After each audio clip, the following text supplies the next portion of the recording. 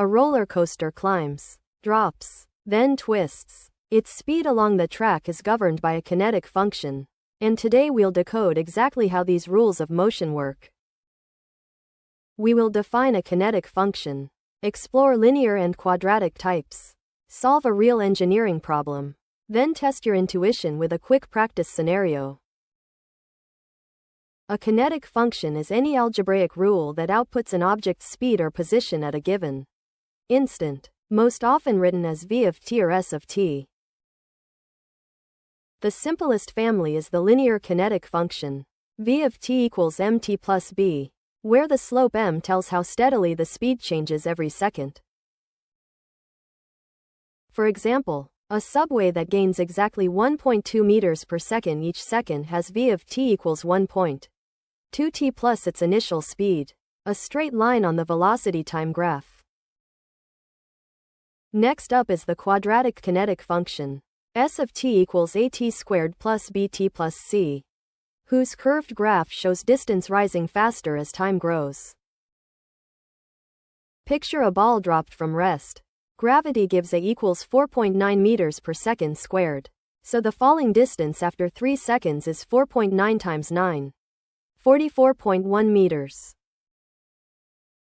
Engineers fuse these two types when designing elevator ramps.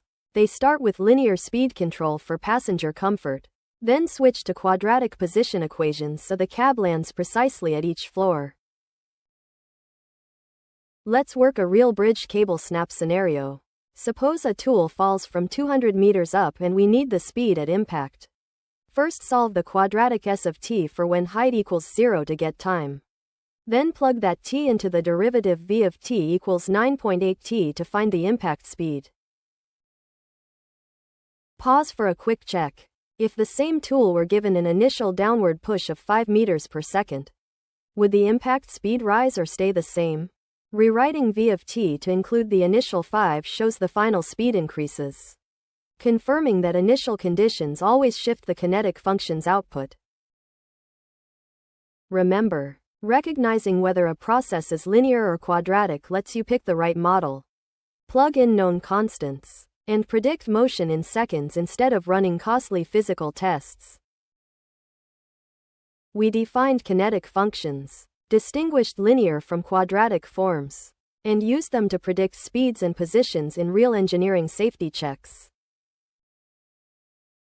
Keep these models in your toolkit. The next time you see changing motion, you'll have the math to trace every twist, drop, and landing. Generate your own educational videos for free at eduvids.vercel.app.